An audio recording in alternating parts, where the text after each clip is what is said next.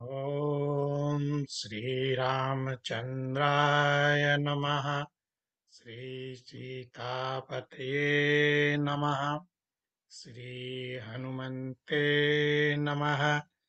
ध्यायेज्जादानुबाहुं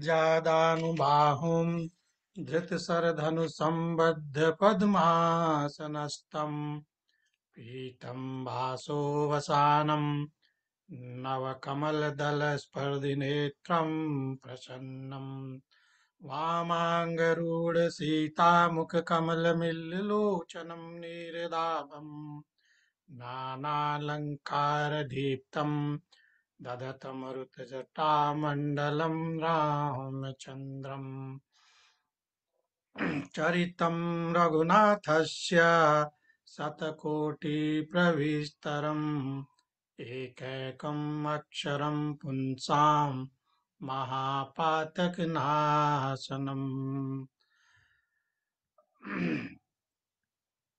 तरुणो रूपसम्पन्नो सुकुमारो महाबलो पुण्डरीकविशालाक्षो चिरकृष्णाजिनाम्बरो लोकाभिरामं रणङ्गधीरं राजीवनेत्रं रघुवंशनाथं कारुण्यरूपं करुणाकरं तं श्रीरामचन्द्रं शरणं प्रपद्ये। जय श्री सीताराम। आज श्रीमद् वाल्मीकि रामायण के सुंदर कांड से 21वें सर्ग का अध्ययन करते हैं। और 21वें सर्ग में श्री सीता जी का रावण को समझाना और उसे श्री राम के सामने नगण्य बताने का वर्णन है। और इस सर्ग का प्रथम श्लोक इस प्रकार है कि तस्य तद्वचनं श्रुत्वा सीतारौद्रस्य रक्षसा आर्तादीनस्वरादीनं प्रत्युवाच तथा सनः। अर्थात उस भयंकर राक्षस की बात सुनकर सीता जी को बहुत पीड़ा हुई और उन्होंने दीन वाणी में बड़े दुख के साथ धीरे धीरे उत्तर देना आरंभ किया। और उस समय उनके अंगों वाली पतिव्रता देवी तपस्विनी सीता दुख से आतुर होती हुई, रोती हुई, कांप रही थी और अपने पति देव का चिंतन कर रही थी। और पवित्र मुस्कान वाली विदेह नंदिनी विदेह नंदिनी ने तिनके की ओट करके रावण को इस प्रकार उत्तर दिया कि तुम मेरी ओर से अपना मत हटा लो और आत्मीय जनों या अपनी ही पत्नियों पर प्रेम करो। जैसे पापाचारी पुरुष सिद्धि की इच्छा नहीं कर सकता, उसी प्रकार तुम मेरी इच्छा करने के योग्य नहीं हो। और जो पतिव्रता के लिए निंदित है, वह न करने योग्य कार्य मैं कदापि नहीं कर सकती, क्योंकि मैं एक महान कुल में उत्पन्न हुई हूँ और ब्याह करके एक पवित्र कुल में आई हूँ। और रावण से ऐसा कहकर यशस्विनी विदेह राजकुमारी ने उसकी ओर अपनी पीठ कर ली और इस प्रकार कहा कि रावण, मैं सती और पराई स्त्री हूँ और तुम्हारी भार्या बनने योग्य नहीं हूँ। निशाचर, तुम श्रेष्ठ धर्म की ओर दृष्टिपात करो और सत्पुरुषों के व्रत का अच्छी तरह पालन करो। जैसे तुम्हारी स्त्रियां तुमसे संरक्षण पाती हैं, उसी प्रकार दूसरों की भी स्त्रियों की तुम्हें रक्षा करनी चाहिए। तुम अपने को आदर्श बनाकर अपनी ही स्त्रियों में अनुरक्त रहो। जो अपनी स्त्रियों से संतुष्ट नहीं रहता तथा जिसकी बुद्धि उसकी बुद्धि धिक्कार देने योग्य है, उस चपल इंद्रियों वाले चंचल पुरुष को पराई स्त्रियां पराभव को पहुंचा देती हैं, उसे फजीहत में डाल देती हैं। क्या यहाँ सत्पुरुष नहीं रहते हैं? अथवा रहने पर भी तुम उनका अनुसरण नहीं करते हो, जिससे तुम्हारी बुद्धि ऐसी विपरीत एवं सदाचार शून्य हो गई है? अथवा बुद्धिमान पुरुष जो तुम्हारे हित की बात कहते हैं, उसे निस्सार मानकर राक्षसों के विनाश पर तूने तुले रहने के कारण तुम ग्रहण ही नहीं करते हो। जिसका मन अपवित्र तथा सदुपयोग को नहीं ग्रहण करने वाला है, ऐसे अन्यायी राजा के हाथ में पड़कर बड़े बड़े समृद्धिशाली राज्य और नगर नष्ट हो जाते हैं। इसी प्रकार यह रत्न राशि से पूर्ण लंका तुम्हारे हाथ में आ जाने से अब अकेले तुम्हारे ही अपराध से बहुत जल्दी नष्ट हो जाएगी। और रावण, जब कोई अदूरदर्शी पापाचारी अपने कुमार्गों से मारा जाता है, उस समय उसका विनाश होने पर समस्त प्राणियों को प्रसन्नता होती है। और इसी प्रकार तुमने जिन लोगों को कष्ट पहुंचाया है, वे तुम्हें पापी कहेंगे। और बहुत अच्छा हुआ जो इस आतताई को यह कष्ट प्राप्त हुआ, ऐसा कहकर हर्ष मनाएंगे। जैसे प्रभा सूर्य से अलग नहीं होती, उसी प्रकार मैं श्री रघुनाथ जी से अभिन्न हूँ। ऐश्वर्य या धन के द्वारा तुम मुझे लुभा नहीं सकते। जगदीश्वर श्री रामचंद्र जी की सम्मानित भुजा पर सिर रखकर अब मैं किसी दूसरे की बाह का तकिया कैसे लगा सकती हूँ?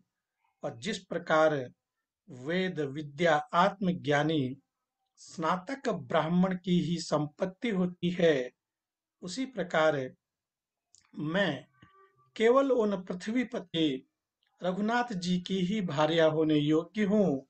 और रावण, तुम्हारे लिए यही अच्छा होगा कि जिस प्रकार वन में समागम की वासना से युक्त हथिनी को कोई गजराज से मिला दे, और उसी प्रकार तुम मुझ दुखिया को श्री रघुनाथ जी से मिला दो। और यदि तुम्हें अपने नगर की रक्षा और दारुण बंधन से बचने की इच्छा हो, तो पुरुषोत्तम भगवान श्री राम को अपना मित्र बना लेना चाहिए, क्योंकि वे इसके ही योग्य हैं। और भगवान श्री राम समस्त धर्मों के ज्ञाता और सुप्रसिद्ध शरणागत वत्सल हैं। यदि तुम जीवित रहना चाहते हो, तो उनके साथ तुम्हारी मित्रता हो जानी चाहिए, और तुम शरणागत वत्सल श्री राम की शरण लेकर उन्हें प्रसन्न करो और शुद्ध हृदय होकर मुझे उनके पास लौटा दो। इस प्रकार मुझे श्री रघुनाथ जी को सौंप देने पर तुम्हारा भला होगा, और इसके विपरीत आचरण करने पर तुम बड़ी भारी विपत्ति में पड़ जाओगे।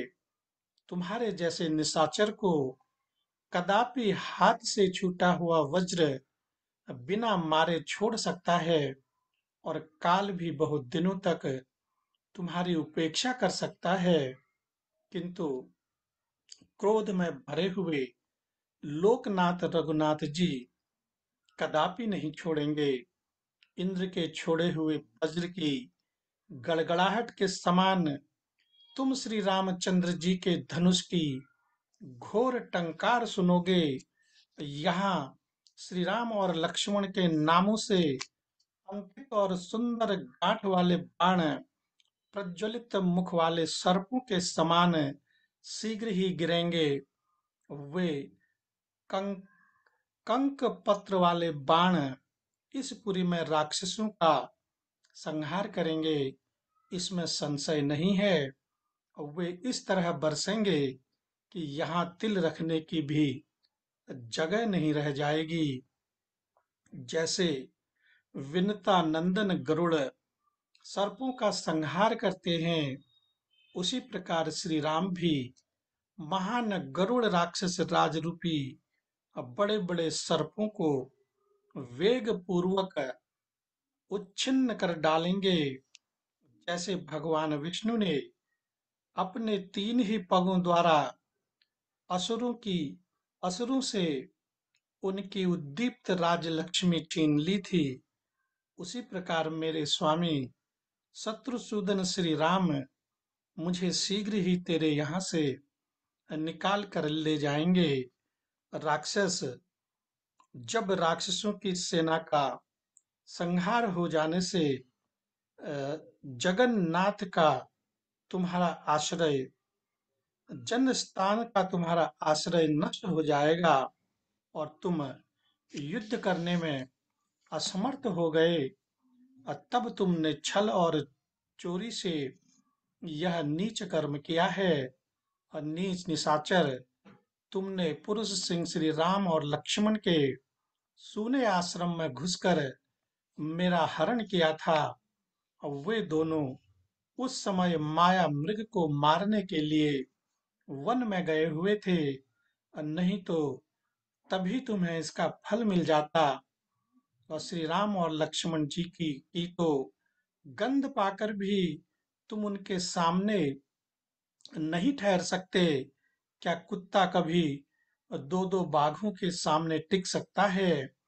जैसे इंद्र की 2 बाहों के साथ युद्ध छिड़ने पर वृत्तासुर की एक बाह के लिए संग्राम के बोझ को संभालना असंभव हो गया, उसी प्रकार सम्रांगण में उन दोनों भाइयों के साथ युद्ध का जुआ उठाए रखना या टिकना तुम्हारे लिए सर्वथा असंभव है। और वे मेरे प्राणनाथ श्री राम सुमित्रा कुमार श्री लक्ष्मण के साथ आकर अपने बाणों द्वारा शीघ्र ही तुम्हारे प्राण हर लेंगे। और ठीक उसी तरह जैसे सूर्य थोड़े से जल को अपनी किरणों द्वारा शीघ्र सुखा देते हैं, तुम कुबेर के कैलाश पर्वत पर चले जाओ अथवा वरुण की सभा में जाकर छिपे रहो, किंतु काल का मारा हुआ विशाल वृक्ष जैसे वज्र का आघात लगते ही नष्ट हो जाता है, उसी प्रकार तुम दशरथ नंदन श्री राम के बाण से मारे जाकर तत्काल प्राणों से हाथ धो बैठोगे। इसमें संशय नहीं है, क्योंकि काल तुम्हें पहले से ही मार चुका है। और सीता जी के इन्हीं शब्दों के साथ श्री वाल्मीकि निर्मित आर्ष रामायण आदि काव्य के सुंदर कांड से 21वां सर्ग पूरा हुआ। जय श्री सीताराम, जय श्री परमात्मने नमः, जय श्री हनुमान जी। और इसी के साथ यह सुंदरकांड का अध्याय संपूर्ण हुआ। जय श्री राम, जय जय